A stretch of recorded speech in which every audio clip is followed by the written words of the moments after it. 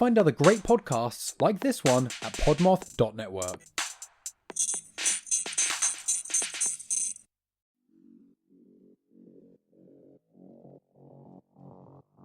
Hello, like mother, like murder listeners. I am Rachel. And I'm Heather. We are the hosts of Like Mother, Like Murder. We bring you the good, the badass, and the crime.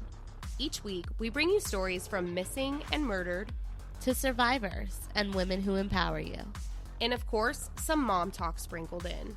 Check us out wherever you get your podcasts at Like Mother, Like Murder. And give us a follow on social media so that we can say hi. Okay, love you, bye. Okay, love you, bye. Hello, Hauntlings. My name is Alyssa. And I'm Lindsay. We're Macab at Midnight, minus the RE. Join us every week as we discuss and rate anything that fits on our scale of screams. We like to talk about creepy things, and we want to share them with you. Sometimes it's the paranormal. Like ghosts or aliens or a cryptid or two. Sometimes it's just a twisted turn in history. True crime, fact or fiction, the works. Nope, don't like that. So if you're a prideful weirdo like us, and you're interested in things that tend to be a little macabre, This time with the RE. then check us out wherever you listen to your podcasts, and we will see you in your your nightmares. Welcome to the Brutal, Bizarre, and Boozy podcast. I'm Deklan, the son. And I'm Jane, the mom. This is the podcast where we talk about brutal crimes, bizarre occurrences, and get you drunk with cocktails themed around one of our stories. To lighten things up, we'd like to end our time with a chaser. Please keep in mind some of our stories might be upsetting to young or sensitive ears. We love hearing from our listeners, so feel free to contact us by email or social media. You can find our contact info in the show notes for this episode. If you'd like to support us through Patreon, you can find us there at Brutal, Bizarre, and Boozy Podcast, or use the link in our show notes. Welcome back, everybody. Thank you for joining us again. Yes, thanks for hanging out yet again with us on this Wednesday afternoon or morning or whenever Morning, you're listening. Right. Who knows? It could be a Yeah, Friday You could be day drinking with us right now. at midnight. Yep. So what story have you got for us today, Declan? Today I'm going to be talking about Bonnie and Clyde. Oh, fun. It's not fun for multiple people, but it's a story that all of us have heard of, I'm sure. I mean, To if you're some from the degree. US, like, Yeah. I don't know details, Yeah. but I definitely know the names and that it was kind of brutal and bad stuff happened. yes, some bad stuff happened. But what are you going to be telling us about today, Mom? I'm going to be telling you about another heist. Ooh, we love heists Yeah. over here. Yeah. I like heists. You know that. And what drink do you have for us today? Well, to go with it, I have the Giddy Up drink, which is Okay. 1 ounce of Buffalo Trace bourbon, 1 ounce of Buffalo Trace bourbon cream, 1 ounce of espresso, half an ounce of simple syrup, and mint leaves. So I'm apologizing to you now, Declan, that I brought a coffee drink because a couple weeks ago we talked about how you hate coffee, but I had to go with this drink because it's from Buffalo Trace. Okay. So Oh, forgive me. is it a Buffalo? Did Buffalo Trace get robbed? Yes. Okay. Yeah. Well, they are. I'm sure you'll talk about this, but they're the oldest distillery in America or something like that. Something like that, yeah. So the steps are to take a handful of mint leaves, and this was the directions on the website. Slap your mint leaves, which I have never slapped a mint Yeah. leaf. I just Supposedly it it brings out releases the aromatics. yes, Yeah. it awakens the flavor. I So don't know how I pinched them. accurate I that is. didn't slap them. I felt dumb slapping them, so I pinched them. Then add all the ingredients to a shaker with ice and shake well. Fine strain into a coupe glass and garnish with shaved chocolate and a mint sprig. So I know you hate coffee. Mint and but coffee is a strange combination, I feel. Like, and that's kind of sometimes, like orange juice and mint. Like, I don't think they yeah, combine I that will well. say the mint in it kind of puzzled me, and I was thinking that I wouldn't taste it. So let's give it a try and see if we can taste any of the mint just by slapping them and shaking them.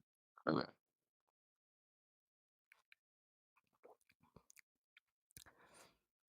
It's And not horrible. It's very bourbon forward. yeah, I get a lot of it's very coffee-y. I do get a hint of the mint, but it's not gross because it's It's not not like Mai strong. Tai mint. Yeah. It's just a barely like if you didn't know there was mint in it, you probably wouldn't be able to go, "That's mint." But Yeah. it's good. It's not horrible though. No, I it's mean, it's I've kinda had like an worse. espresso martini-ish, sort of. Ugh, gross. I don't know. But because it's the main stuff in it is from Buffalo Trace, and it is from Buffalo Trace's website, that's why I chose it. So, I I knew I wasn't gonna like this drink, so I brought a little soda thing. okay. Not a sponsor, but if you guys see Simply Pop, it's made by the people that make Simply Lemonade and Simply Orange Juice. Oh, But yeah. it's a probiotic soda that's only like 60 calories, but it doesn't taste like it. Fancy. It's Does it pretty good. does it taste like probiotics? Well, it tastes like pretty normal soda. But Like, you drink kombucha, right? no, not anymore. I Oh, tried okay. to for a little bit and I I can't couldn't get do it. my nose But around it. this just tastes like soda. Oh, Like okay. they they have it's used or sweetened with monk fruit instead of stevia because I hate the taste of stevia. Yes. But Same. this is pretty solid. It's pretty tasty. Nice.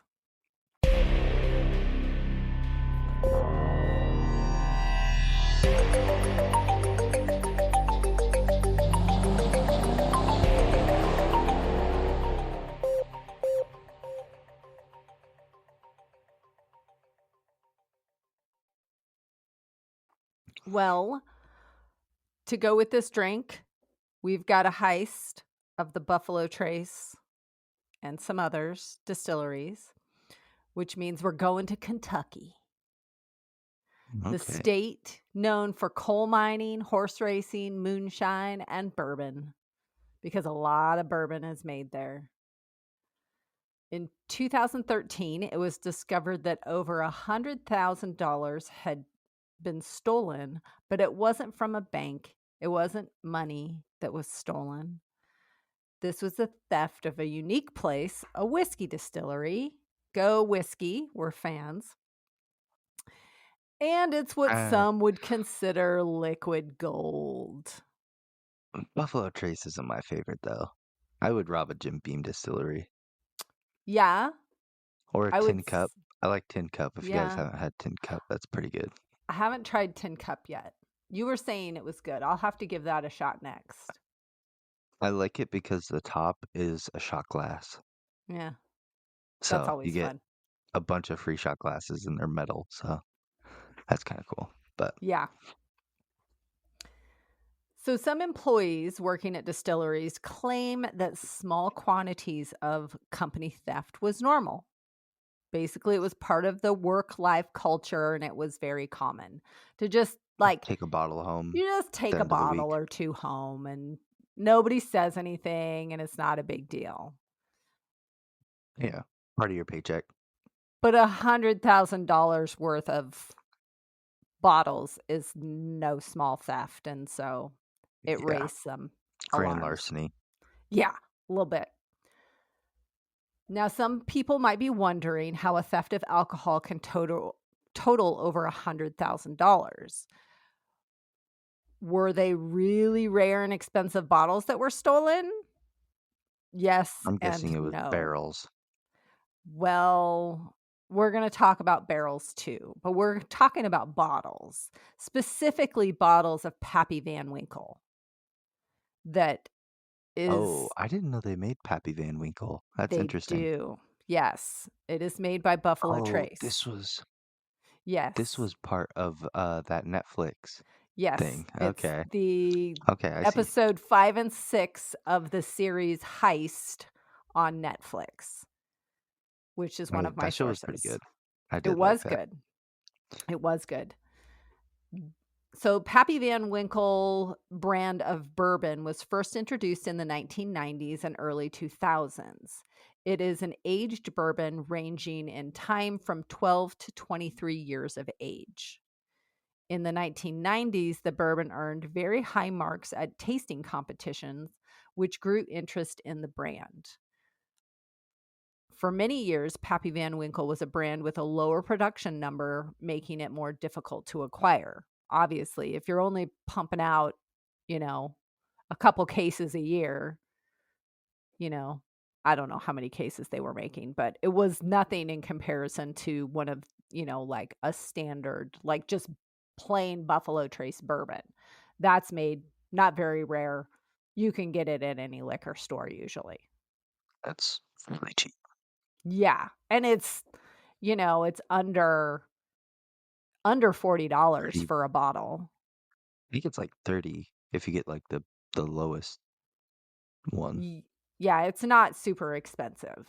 I Pappy Van think, Winkle is very, very expensive though. well, we're going to talk about how expensive Pappy Van Winkle is.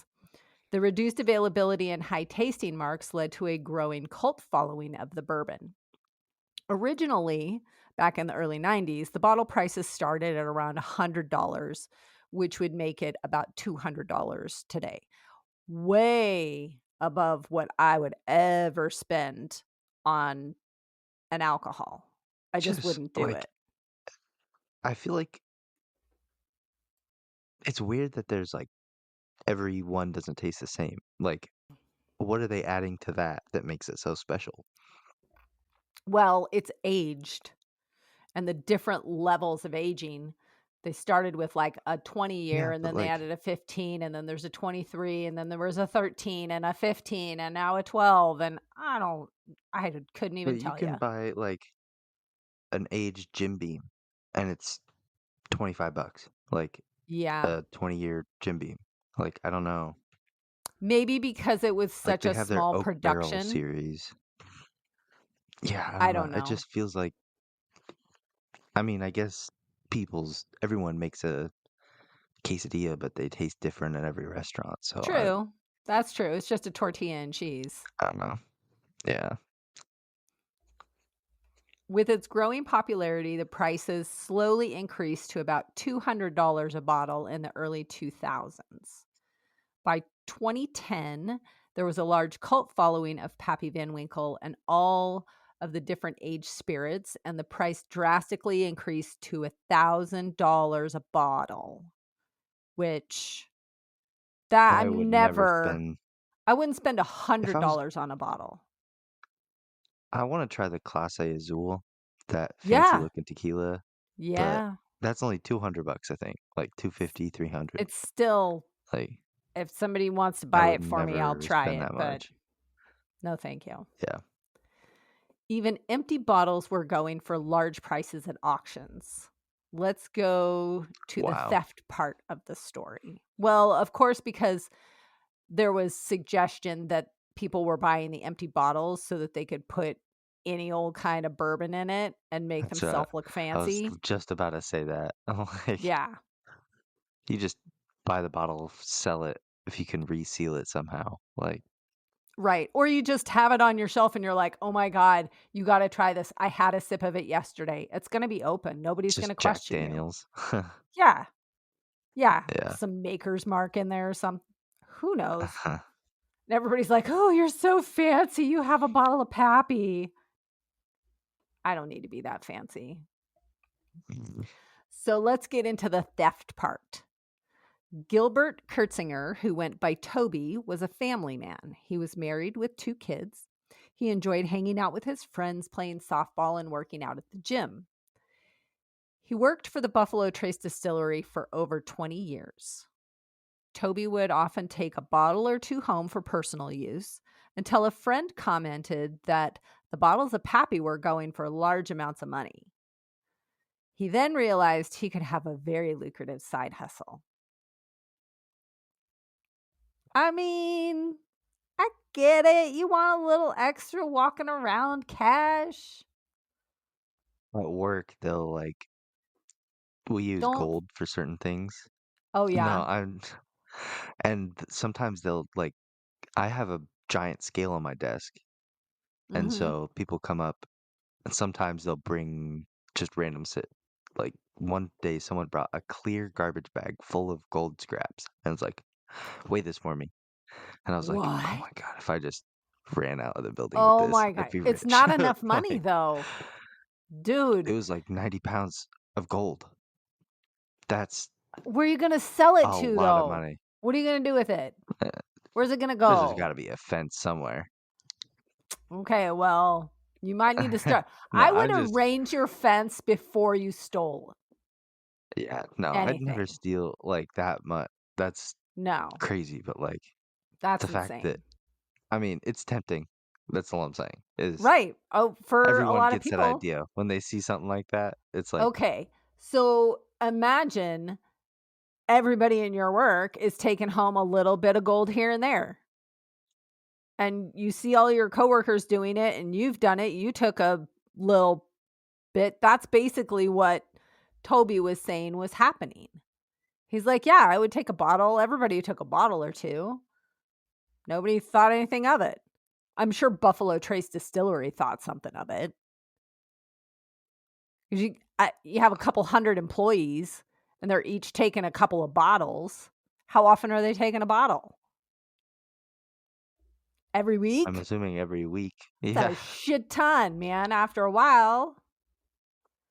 So Toby had a few connections to people who would make special requests, buying several labels that were all distilled at the Buffalo Trace. So Buffalo Trace has a ton of different, I mean, they have Eagle Rare, they've got all the Pappy Van Winkle line. There's like, I don't know, 4 or 5 of the Pappy Van Winkle, and you got Eagle Rare. I think there's 2 or 3 of that.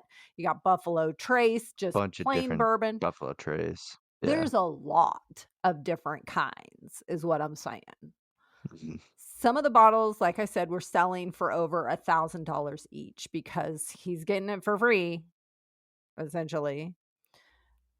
The buyers didn't care where it was coming from. They were just like, cool, can I buy a Yeah. bottle? They're not doing anything illegal. They're just No. buying. Well, technically, they didn't. If If they they didn't knew it know, was, if they knew yeah. it was stolen, But I think some of the people knew. I'm pretty sure. probably. And the buyers weren't your average citizens. They were well-respected members of the community, like judges and doctors, police, politicians, Those only people people that can that, afford it. So yeah, well, for sure. I mean, you're spending $1,000 on a bottle of alcohol. I don't know that I could open it. I would have it just sit there and I could never open it. Because that then could be every like a time somebody drank appreciating out of it, asset. Like, I'd be like, don't, you can have a half an fuck, there's ounce. $40 down the drain. Yeah, every time somebody takes a shot of it, It's like drinking a whole bottle of Buffalo Trace just no. for one shot. Word soon got around to coworkers that Toby knew people who would pay well for bottles of the rare alcohol. Few bottles here and there quickly turned into cases being stolen by the coworkers who knew Toby would unload them to buyers. So How did you it's, get away with that though? There's got to be yeah, numbers. Like we have this many bottles, and there's right, a case and a half missing. Like I feel like right. that'd be very obvious since there's such low production numbers too. If you were Yeah, stealing a case of their cheapest Buffalo Trace thing that they make millions of, like, right. There's less likely chance that they're going to yeah, find I that. feel like that would be caught week 1. Like, Definitely. Essentially, Toby was the broker. Buyers would contact him with special requests, and distillery employees were bringing items that they lifted. Toby had friends at Buffalo Trace, but he also had friends at another nearby distiller, Wild Turkey. With the additional source of liquor, it went from bottles to barrels, like you mentioned. Not just cases, we now have missing barrels. But were they missing? Toby's source at the Wild Turkey distillery would take barrels from the company, then provide them to Toby, who would then turn around and sell them to a buyer. Any identification of what was in the barrel or where it came from were covered in spray paint. Some people viewed having a barrel of liquor as high status. I mean, anybody can have a bottle of liquor, but when did you So- roll up on somebody's house and they had a barrel of bourbon? If he spray painted over any identification, he could have just stole a barrel of Buffalo Trace, True. spray painted it, and call it Pappy. True. That's what I would do. That's the easiest way to not get caught. But clearly Correct. somebody gets caught here. Yes. This little arrangement went on for a couple of years until in 2013, Buffalo Trace was doing an internal audit, as you should, and they noticed 200 Mhm. bottles of Pappy Van Winkle had gone missing. So they're Jeez. counting cases, and there's cases of this very expensive bourbon gone. Law enforcement was notified, and they immediately believed the missing bottles were due to internal theft. Makes sense. Over 100 employees were interviewed, but nothing turned up, so a $10,000 reward was posted. Since Toby's buyers were well-respected and influential people in the community, he felt like he had a level of safety from the investigation. For 2 years, Toby continued selling his products even though there was an active investigation into the theft of the Pappy bottles. Finally, somebody placed a tip for the reward payoff. The tipster was reporting barrels of bourbon on Toby's property. So they just said, hey, I hear there's missing bourbon, and I know where there's some barrels. Not, I found the missing cases of Pappy, but I found some barrels and it seems weird. So police went and searched the property and found 5 barrels of wild turkey, numerous guns, and steroids. They make wild turkey too? No. Wild turkey was Oh, that from was. his buddy's distillery where his buddy worked. Oh. Right. So they Interesting. found barrels, but they didn't find any Pappy. None. That's Toby still was- suspicious, though. If he It's has. well, yes, yeah. it is If suspicious. you know they're missing barrels and stuff. Well, we'll talk about that in a minute. Toby was questioned but insisted that he had not participated in the theft of the missing Pappy Van Winkle bottles in 2013. He also asked police if there was any type of report that the wild turkey barrels had been stolen, but there hadn't been. In fact, Wild Turkey didn't know that there was anything missing. Oh, jeez. They didn't report up- zero. They what's up with reported these nothing. Distilleries not knowing that their shit is gone. I don't Who's counting this know. stuff? I don't know. Apparently somebody missing A some barrel fingers is a and lot. toes. For something to be missing.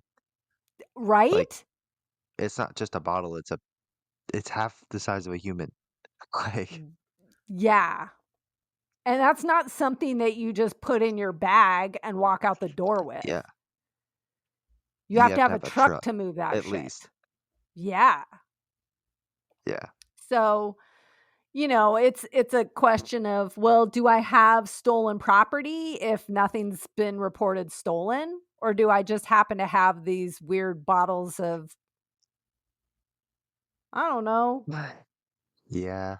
If it were a car, you'd have to have, like, at least a bill of sale. But Correct.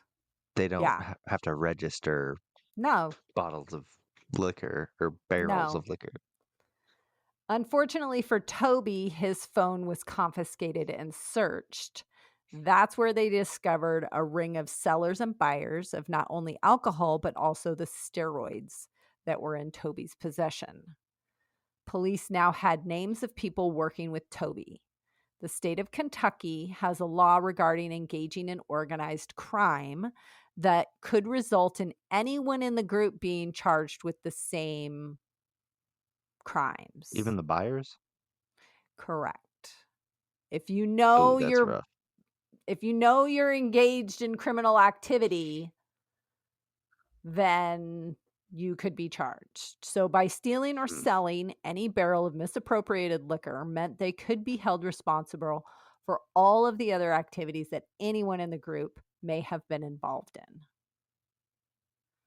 which allowed them to start offering anyone in the circle immunity for details.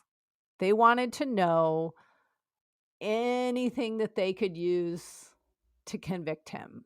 They were asking for all the details of all of the sales and everything and the theft and everything that would lead to Toby being charged with engaging in organized crime, theft by unlawful taking, receiving stolen property, and possession of a controlled substance. The controlled substance was the steroids that they didn't even know was That's just like the a funniest deal. the funniest drug to get arrested for is steroids. It's so weird. Agreed. Like, Agreed. because it's technically illegal, but Correct. That's um, the controlled part of the substance. it's weird. Several of his friends, family, and his wife were also indicted. Eventually, Toby pleaded guilty to theft and receiving stolen property, as well as possession of the steroids. His wife took an Alford plea, meaning she admitted to no wrongdoing, but agreed that there was enough evidence that she could have been convicted. She didn't receive any jail time. Toby was sentenced to 15 years in prison, Oh, which is a that is a lot. lot of money to steal. I mean, that's grand larceny territory. Yes. Toby only served 30 days due to a specific law allowed in Kentucky called shock probation. 30 days? 30 Oh my days. God. This law allows for first-time nonviolent offenders to be released early. He didn't do anything to harm anyone. kinda He cool, just was actually. passing on some stolen stuff. Even though he Okay. had guns, they were all legal guns. I'm cool with that. Yeah, And so he they didn't let him kill out. anyone with them. Like, it's fine. Correct. The kicker of the whole story is that Toby maintained his innocence, specifically in regards to Pappygate and the stolen bottles from Buffalo Trace in 2013. He says, I didn't get those bottles. I didn't get any cases of Pappy. I didn't sell any. I didn't receive any. Nothing. However, another employee at Buffalo Trace, Greg Anglin, in 2013, was one of the people that were offered immunity. During his interview with police, he admitted to taking several cases of Pappy in that time frame, but there was no direct link to Toby in his group. So he wasn't directly responsible for Pappygate, which is what it was called. But because they were researching, they were trying to find the stolen Pappy Van Winkle, they ended up finding all this other stuff. And so Toby says he didn't do it. There's no evidence that he did it. He just went to jail for something else. For the wild turkey, Weird. basically. Weird. And it still wasn't reported stolen, though? No, I don't think the wild turkey was ever reported stolen, the barrels. I mean, So they how you go probably to jail went for that? back That's and so said, weird. they probably investigated it and said, oh, okay, yes, we're missing these barrels. So technically we can charge him with receiving stolen merchandise. But at the time, they didn't know there was any wild turkey barrels missing. Weird. Yeah. Wild. That's definitely. I recommend everyone go watch that documentary series thing if you haven't Yeah, seen it's a that. good series. It's pretty interesting.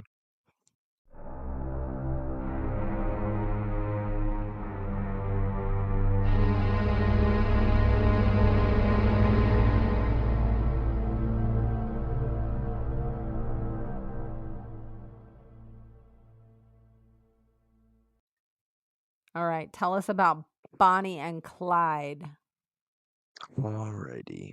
So, Bonnie Parker was born in 1910 to parents Charles and Emma Parker in Rowena, Texas. She had a fairly normal childhood until her father died when she was about 4 years old. After her father's death, her mother moved her and her two siblings back to her parents' house in West Dallas. While a sophomore in high school, she met Roy Thornton, and the two became acquainted. They ended up getting married in late 1926, just before Bonnie turned 16 years old. Okay. Getting Yeah, married a little young, mean, but I guess that was the it 20s, was the right? 20s. Yeah, so, Yeah. It's definitely not I mean, something I would encourage my 16-year-old to do no, now, but back then I think that was somewhat it's fairly commonplace. normal, I feel. Yeah. I mean, when your life expectancy was probably 50. Shortly after they married, Roy began leaving home without telling Bonnie, as well as cops frequently coming to her house in search of Roy. While Oh. the two never officially divorced, she decided to leave him in early 1929. So they were together for like 3 years, and then she just left. She didn't even divorce him, she just ran away. Okay. Clyde Barrow was born in 1909 to Henry Barrow and Cumie Walker. He was the fifth out of 7 children, and when he was about 10, he and his family moved to Dallas. They spent the first few months there living under their wagon until they could make enough money to buy a tent. Like Oregon Trail What? wagon. Yeah. Okay. Yeah. All right. I'm thinking about the show 1923, the Taylor Sheridan show 1923. And I haven't seen it. There are wagons in there. yes, there are wagons. Yep. So, okay, that makes sense, I Wagons. guess. Yeah. I mean, there's cars, but they're Poor people have not. wagons, I'm guessing. More people probably had wagons than cars. Yeah. Being fairly poor led Clyde to a life of crime at a young age. At 17 years old, he was arrested after he failed to return a rental car. So he just kept it. But Okay. being able to rent it at 17 years old is pretty crazy. Well, back then, again, I looked up the life expectancy, and in the 1920s, it was 53 years old. So, 50. Okay. 17's middle age. Yeah. Yeah. He was arrested again soon after for possession of stolen turkeys. And I don't know if these were live turkeys or Hmm. like frozen butterball Maybe. turkeys. I Good don't know. question. Good question. I couldn't find that information, but he was arrested for possession of turkeys. Okay. Who knew this was going to be a turkey episode? I didn't know. Yeah, I know. Could have done this at Thanksgiving. I know. We should have. From 1927 to 1929, Clyde had some legitimate jobs, but would crack safes, rob stores, and steal cars in his free time. That was his hobbies. He's an entrepreneur and bored. Yeah. He had ADHD. He's like, I got to do something. I'll go rob a car, steal some shit. In 1930, he was introduced to Bonnie by a friend, and the two hit it off. They spent a lot of time together until Clyde was sent to prison for stealing cars. So Okay. he got nipped. However, he didn't spend much time in jail because Bonnie smuggled a gun in, which he used to break out. She went to go visit him, brought a gun, and he used that to break out of jail. So I'd be he was on the curious run how for. she smuggled the gun in. They didn't have metal detectors then. She probably just put it in her purse or something. Yeah, maybe. Put it in your waistband. I don't know. Maybe. He was on the run for 7 days before being arrested again. This time he was sent to East Ham Prison Farm. So, one particular inmate there was sexually assaulting him, so one day Clyde grabbed a pipe, bashed him over the head with it until he died. Okay. Yeah. Another That inmate who was serving is life defense. took responsibility for Clyde's first Really? murder. Yeah. That's a So he nice didn't bro. get in trouble for that. Yeah. I mean, if you're already there, you're gonna die there. Might as well just help the homie out. True. That's true. Because I you know just, what's happening to him. Like, yeah, it was self-defense, basically. for sure. Since the prison was on a farm, inmates were forced to do heavy labor, which Clyde didn't feel like doing. So he decided to cut off 2 of his toes so he wouldn't have to work. Yeah. What kind But of, what Clyde didn't know is that his mother had petitioned for his release, and 6 days after cutting his toes off, he was released from prison. oh my. Wow. Okay. Yikes. Yeah, pretty That's a crazy. foolish. Yeah. Okay. I feel so stupid. For real. Clyde started to recruit people for his gang. Clyde and his gang started robbing gas stations and stores. His plan was to get enough people and firepower to launch a raid on the Eastham prison and exact revenge on the people that allowed him to be assaulted. So he was going full bore. He was just trying to Okay. get enough firepower. Right. Bonnie and another gang member, Ralph Colts, were arrested after they were caught robbing a hardware store in hopes of stealing firearms. Bonnie was released after a few months when the grand jury had failed to indict her, so they just let her go. Okay. Not enough evidence, probably. Yeah. And while she was in jail, Clyde was witnessed as the getaway driver to a robbery in which a store owner was shot and killed. So Oh. the store owner's wife saw him as the getaway driver and was able to point him out, like, to Was he the police. shooter as well? Or just the driver? No, supposedly he was just the driver and he never got Okay. out of the car. So Okay. I don't know. Still, I mean, if you're a party to the crime.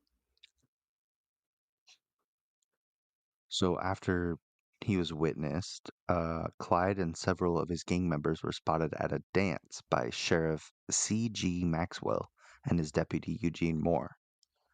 When they were approached by the police, the gang opened fire, killing Moore and wounding the sheriff. Oh. So they just Shot the shot at sheriff. him. Yeah. The gang had decided to leave town after this and decided to steal a car. Clyde and his gang killed Doyle Johnson on Christmas 1932 and stole his car. In early 1933, Bonnie and Clyde stumbled into a trap set by police to catch a different criminal. It wasn't even for them. They just, Okay. yeah. The gang Whoops. started shooting and would end up killing another deputy named Malcolm Davis. A few months after this killing, the gang found a hideout where they attempted to lay low. Their interpretation of laying low was loud drunken card games late into the night, which irritated neighbors. So they're just being a Okay. bunch of dickheads. Nice. Clyde even accidentally fired his rifle inside while trying to clean it. Oh, So good God. several Okay. fed up neighbors reported this to the police. 5 police officers arrived to the hideout and a gunfight broke out. So, More cops get shot. yeah. I don't like cops getting shot. Bonnie and Clyde had a Browning automatic rifle, which was like one of the first like fully automatic guns. Okay. They had stolen it from military armories. It was a military gun, Oh, and cops didn't okay. have machine guns at the time normally. Shouldn't steal military guns. Like they'd just carry their pistols and shotguns and stuff. So they were kind of outgunned by the fully automatic gun. Um, Bonnie fired the gun at police, killing Detective Harry McGinnis and J.W. Harriman. The gang hopped in the car and drove off. As they fled, they left behind most of their possessions, including some photos, which were published across the nation as a manhunt ensued. The gang traveled from Texas to Minnesota, evading law and robbing several banks. Oh, So they're just doing going on it a whole crime upright. spree. Yeah. While in Louisiana, they kidnapped Dillard Darby and Sophia Stone while stealing their car. The gang took their hostages for a few hours before releasing them with some money so they could return home. So Well, they that was just, nice. yeah, they didn't normally kill their hostages. They just Okay. give them some money, let them go after a little bit. They'd just drive away with them so they couldn't initially call the cops on them. But yeah. Since their photos were circulating around the nation, the gang would often camp out of their car and take baths in streams and creeks. So they're just fully camping. Okay. On June 10th, Clyde flipped the car when he failed to see a construction sign on a bridge. In Oh. the accident, fire broke out in the car and Bonnie was burned so severely that her leg bones were sticking out in places. Oh. Yeah, Yeah, I she got don't like fucked that. up by that. Oh, that's gross. Clyde carried Bonnie to a nearby farmhouse where the family help nurse Bonnie. With police hot on their trail after a botched robbery in Arkansas, which left Marshall Henry, uh, so they killed a marshal. His name was Henry Humphrey. They just kept running around after that. They eventually made it to Missouri, where they rented a cabin and a garage. That just so happened to be located across the street from a diner frequently visited by Missouri Highway Patrol. Okay. All the cops loved to eat at this diner. It was Nice. just across the street from where they rented a cabin. They told the cabin owner that it was for 3 guests, but the owner clearly saw 5 people enter the cabin and they started to tape newspapers over the windows. Oh, no, don't draw attention to yourself. Yeah. Police knew that Bonnie was injured, so they let pharmacists in the area know to keep an eye out for suspicious people purchasing gauze and drugs to help with burns. Okay. So, when Clyde came in and purchased these things, pharmacists alerted the police. Smart. The owner of the cabin also alerted the police to the gang's whereabouts. At around 11 p.m. on July 20th, 1933, the cabin was surrounded by armored cars and police officers armed with Thompson machine guns. A gunfight broke out, but the gang was able to escape once again. However, one of the gang members took a substantial injury when he was shot in the head, exposing his brain. Oh. But he was still alive. He lived for like a couple days after this. Oh, I don't like it. Yeah. I don't like it. The gang traveled to Iowa where they camped at an abandoned amusement park. However, police were able to spot them due to their bloody bandages, and another gunfight broke out. Jeez. Bonnie and Clyde, as well as one additional gang member, were able to escape once again on foot. However, the other 2 gang members were captured, one of which was the guy whose brain With was the head sticking out. wound. With his Yeah. brain exposed. He's like, I can't He run. got shot in the back and died My in the hospital from brain is going to his fall out. injuries. Holy cow. That's so gross. They stole another car and decided to return to Texas to see their family and have Bonnie's wound taken care of. Police had been staking out their family's home to try and catch him, and when Clyde spotted the police, it was too late. The police opened fire on their car and they were able to hit both Bonnie and Clyde in the leg. Shortly after this, a warrant was placed on the 2 for murder. On Okay. January 16th, 1934, 34, Clyde returned to Eastham Prison and was able to help several inmates escape prison, during which a deputy was injured in a shootout. So, he got his revenge. He said he was gonna go and attack the prison, and he did just that. But Wow. this event would cause the entire Texas law enforcement and government to hunt down Bonnie and Clyde as well as their escaped convicts. So now everyone was looking for him at this point. A Texas Ranger named Frank Hammer was the main man heading the task force hunting down the gang, and was always just one state behind him. Like Oh. he was just right behind them on their trail. Like as soon as they would be going to one city, he was in this last city they were in. He was just Oh, that's hunting them down. frustrating. The gang became even more notorious after killing 2 motorcycle police officers. They thought they were broken down and they just opened fired on the cops. So Wow. this granted them significant media coverage, and the hunt for Bonnie and Clyde ramped up after this killing. By May 1934, Clyde had 16 warrants from the robberies and killings. Wow. Police eventually got word that they were visiting a family friend in Louisiana and set up an ambush of 6 police officers near the home. On May 23, 1934, the ambush heard a car approaching the house. So these cops are just hiding in the bushes and they just hear There's the only car rolling up. 6, though. That doesn't seem like enough.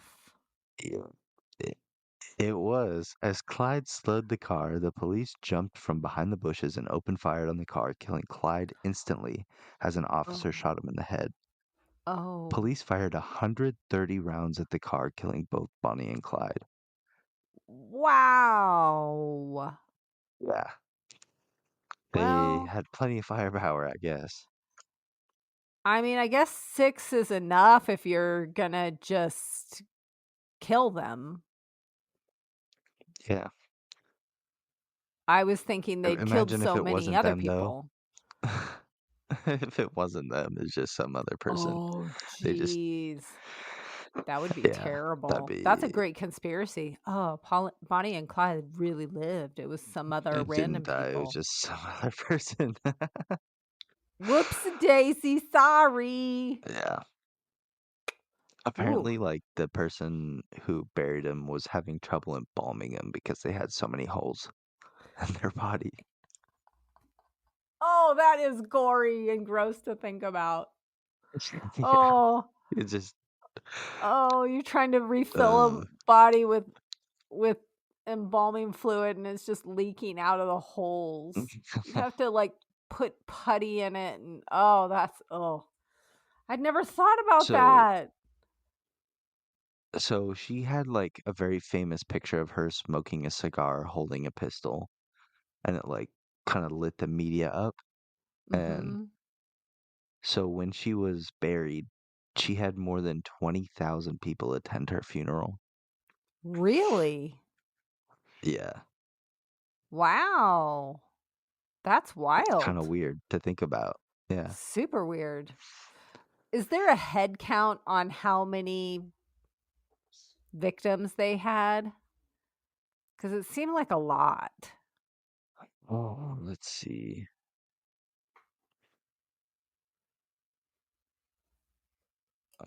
That would have been a great thing to look up if I had thought about it. They had No reason to 5 think at about it. least just before 32, I think. Wow. That's Let me see. lots of cops, sadly. Lots of cops and lots of just people who they stole their car. So Yeah. they think at least 13 people, 9 police officers, and 4 citizens during their crime spree. Wow. And That's like, a that's lot. if you just change the way you look, you'd be so hard to spot because they didn't have like computers to Right. There's no facial run recognition. license There's plates no and shit. Yeah, it's just like photographs of police people. drawings. Right. Right. Ooh. Yeah. So if you just had disguises, you could get away with all of that. 100%. I would disguise everything. You're like, no, Yeah. it's not me. I don't know what you're talking about. Prove it's me. from that random police sketch. Looks like anybody. Yeah.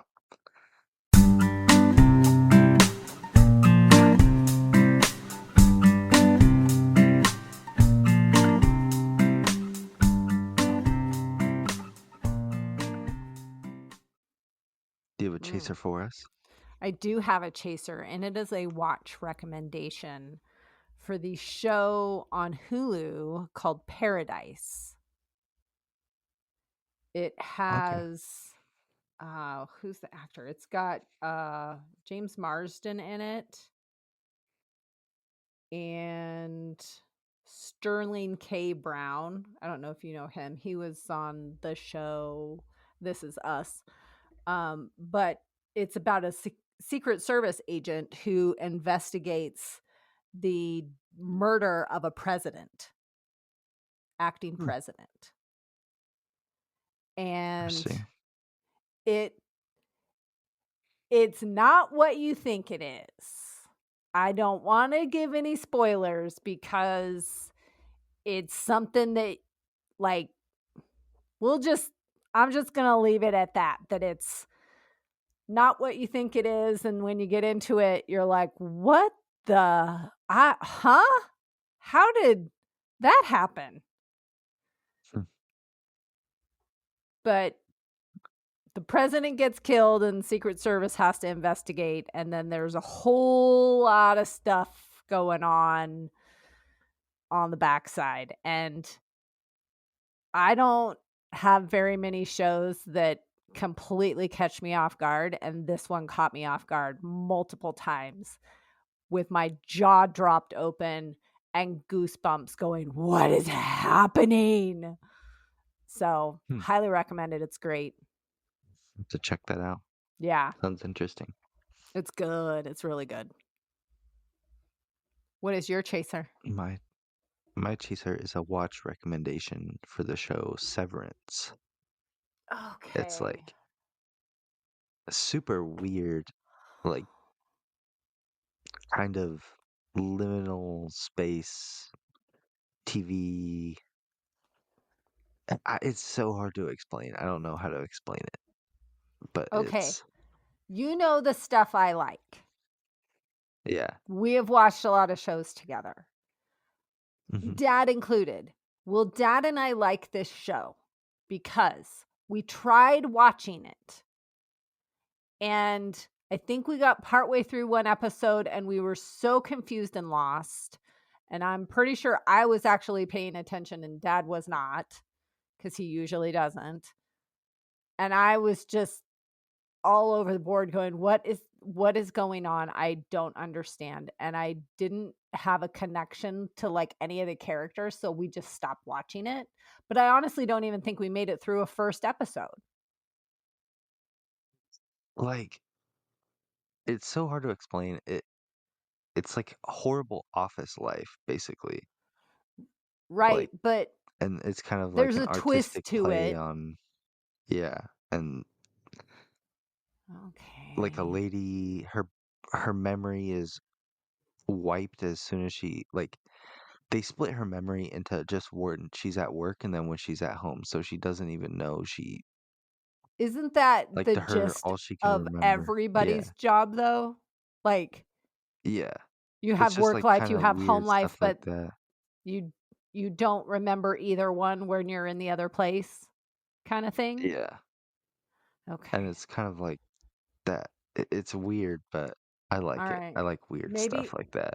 Maybe I'll give it another chance. I've just been hearing so many people say how great it is. I'm not even that far into it. Like, I've only watched a couple episodes, but I like the way that it's shot. Like, Okay. that kind of weird. It's very artistic, kind of. Like, Yeah, if that makes any sense. it does. It does. Because I've seen the trailers and stuff for it, and I've seen part of it. All right, I'll give it another shot because you recommended it. And I've been hearing so many like people talk about like it's the greatest thing ever. And I really want to know why they think that. because in the first half of an episode, I was like, I don't get it. It's not bad. Okay. Okay, I'll try it again. Well, I think that wraps it up for us today, doesn't it? I think so. Thanks for Awesome. joining us, everybody. Make sure to give us a rating on Apple. We'll read it out if you give us a rating, if you give us a DM, something. A little review. If you want to send us a direct message, you can do that on social media. You can email us. All of that information is in our show notes. If you have any It says suggestions for any stories you'd like us to drinks. cover, let us know. Absolutely. Love you, Mom. Love you too, bud. Bye. Bye. Hey, friends. Thank you for supporting our podcast. Please share our show with your brutal and bizarre friends. Give us a boozy follow on your favorite podcast platform. If you're feeling extra generous, we'd appreciate a 5-star rating or review as well. But maybe do that sober so all the letters are in the right place. You can find all our contact information in the show notes. We love hearing from you, and if you're interested in helping us stock the bar for our future boozy episodes, you can find our Patreon link in the show notes as well.